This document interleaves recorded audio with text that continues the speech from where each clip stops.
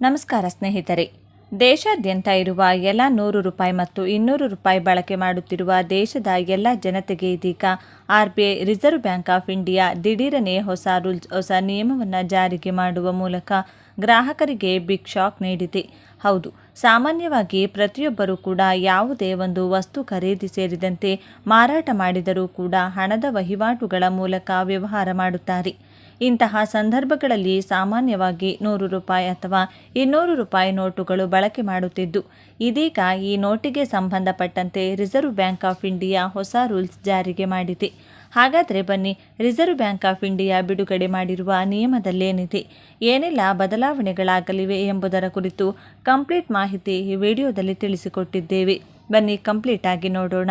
ಭಾರತೀಯ reserve bank 100 ಮತ್ತು 200 ರೂಪಾಯಿ ನೋಟಿಗೆ ಸಂಬಂಧಿಸಿದಂತೆ ಮಹತ್ವದ ಮಾಹಿತಿಯನ್ನು ಹಂಚಿಕೊಂಡಿದೆ.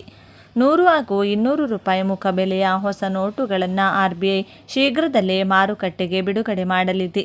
ಹೊಸ ನೋಟ್ನಲ್ಲಿ ಏನು ಬದಲಾವಣೆ? RBI ಬಿಡುಗಡೆ ಮಾಡಲಿರುವ ಹೊಸ 100 ರೂಪಾಯಿ ಹಾಗೂ 200 ರೂಪಾಯಿ ನೋಟಿನ ವಿನ್ಯಾಸದಲ್ಲಿ ಯಾವುದೇ ಬದಲಾವಣೆ ಇರುವುದಿಲ್ಲ ಎಂದು RBI ಸ್ಪಷ್ಟಪಡಿಸಿದೆ. ಹೊಸ ನೋಟುಗಳಲ್ಲಿ ಆಗುವ ಬದಲಾವಣೆ ಅಂದರೆ ಗವರ್ನರ್ ಸಹಿ. RBI ಗವರ್ನರ್ ಸಂಜಯ್ ಮಲ್ಹೋತ್ರಾ ಸಹಿ ಹೊಸ ನೋಟಿನಲ್ಲಿರಲಿದೆ. ಹೊಸ ನೋಟಿನ ಮುದ್ರಣದಲ್ಲಿ ಹೆಚ್ಚಿನ ವಿಶೇಷತೆ ಇಲ್ಲ. ಇದು ಸಾಮಾನ್ಯ ಸಂಗತಿಯಾಗಿದ್ದು, ಪ್ರತಿ ಬಾರಿ ಹೊಸ ಗವರ್ನರ್ ನೇಮಕದ ನಂತರ ಅವರ ಸಹಿ ಇರುವ ಹೊಸ ನೋಟನ್ನು ಮಾರುಕಟ್ಟೆಗೆ ಬಿಡುಗಡೆ ಮಾಡಲಾಗುತ್ತದೆ. ಹಳೆಯ ನೋಟು ಮಾನ್ಯ. RBI ಹೊಸ 100 ರೂಪಾಯಿ ಹಾಗೂ 200ರ ನೋಟು ಬಿಡುಗಡೆ ಮಾಡ್ತಿದ್ದಂತೆ ಹಳೆ ನೋಟುಗಳು ಮಾರುಕಟ್ಟೆಯಲ್ಲಿ ಇರಲ್ವಾ ಎನ್ನುವ ಆತಂಕ ಬೇಡ.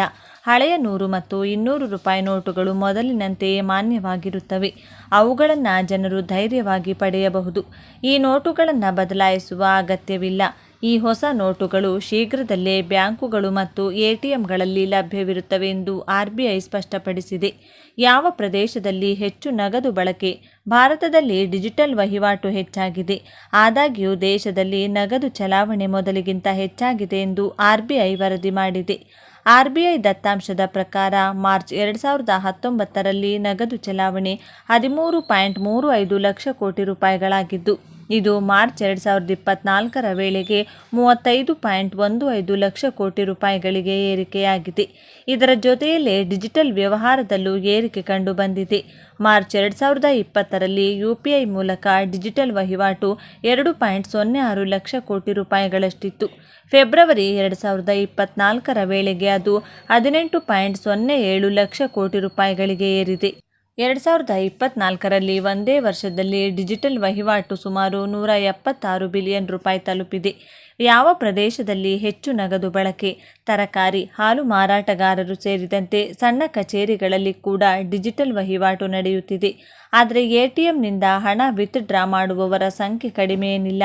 ದೆಹಲಿ, ತಮಿಳುನಾಡು, ಉತ್ತರ ಪ್ರದೇಶ, ಪಶ್ಚಿಮ ಬಂಗಾಳ ಮತ್ತು ಕರ್ನಾಟಕ ರಾಜ್ಯಗಳಲ್ಲಿ 2024ರ ಹಣಕಾಸು ವರ್ಷದಲ್ಲಿ ATMಗಳಿಂದ ಅತಿ ಹೆಚ್ಚು ಹಣ ವಿತ್ಡ್ರಾ ಮಾಡಲಾಗಿದೆ. ಹಬ್ಬ ಹಾಗೂ ಚುನಾವಣೆ ಸಮಯದಲ್ಲಿ ನಗದಿಗೆ ಬೇಡಿಕೆ ಹೆಚ್ಚಾಗಿದೆ ಎಂದು ವರದಿ ಮಾಡಲಾಗಿದೆ. ಗ್ರಾಮೀಣ ಪ್ರದೇಶದಲ್ಲಿ ನಗದು ಬಳಸುವವರ ಸಂಖ್ಯೆ ಹೆಚ್ಚಿದೆ. ಅಲ್ಲಿ ಡಿಜಿಟಲ್ ಪಾವತಿ ಕಡಿಮೆ ಇರುವ ಕಾರಣ ನಗದು ಹರಿವು ಗ್ರಾಮೀಣ ಪ್ರದೇಶದಲ್ಲಿ ಹೆಚ್ಚಿದೆ ಎಂದು ವರದಿಯಲ್ಲಿ ಹೇಳಲಾಗಿದೆ. ನಿಮ್ಮ ಮೊಬೈಲ್ನಲ್ಲೂ ನಕಲಿ ನೋಟ್ಗಳನ್ನು ಪತ್ತೆ ಮಾಡಬಹುದು. RBI ಪರಿಚಯಿಸಿದೆ ಹೊಸ ಅಪ್ಲಿಕೇಶನ್. ನೀವು ಮಾಡಬೇಕಾಗಿರುವುದು ಇಷ್ಟೇ.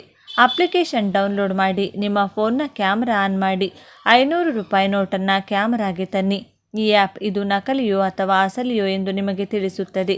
ವಿಷಯವೆಂದರೆ, ಈ ಆ್ಯಪ್ ಕೆಲಸ ಮಾಡಲು ಇಂಟರ್ನೆಟ್ ಅಗತ್ಯವಿಲ್ಲ. ಇದು ಹರಿದ ಅಥವಾ ಕೊಳಕಾದ ನೋಟುಗಳನ್ನು ಸಹ ಪತ್ತೆ ಮಾಡುತ್ತದೆ. ಪ್ರಸ್ತುತ ದಿನಗಳಲ್ಲಿ ನಕಲಿ ನೋಟುಗಳ ಹಾವಳಿ ಹೆಚ್ಚುತ್ತಿದೆ. ಸಾಮಾನ್ಯ ಜನರಿಗೆ ಅಸಲಿ ಮತ್ತು ನಕಲಿ ನೋಟುಗಳ ನಡುವೆ ವ್ಯತ್ಯಾಸವನ್ನು ಕಂಡುಹಿಡಿಯುವುದು ತುಸು ಕಷ್ಟ. ಈ ಕಾರಣದಿಂದಾಗಿ ಸರ್ಕಾರವು CBI, SEBI ಮತ್ತು NIAಯಂತಹ ಸಂಸ್ಥೆಗಳಿಗೆ ಎಚ್ಚರಿಕೆಯನ್ನು ನೀಡಿದೆ. ಬಹಳಷ್ಟು ನಕಲಿ 500 ರೂಪಾಯಿ ನೋಟುಗಳು ಪತ್ತೆಯಾಗಿವೆ. ಈ ನೋಟುಗಳು ಚಲಾವಣೆಯಲ್ಲಿವೆ ಮತ್ತು ಅವುಗಳನ್ನು ಹಿಡಿಯುವುದು ತುಂಬ ಕಷ್ಟಕರವಾಗಿತ್ತು.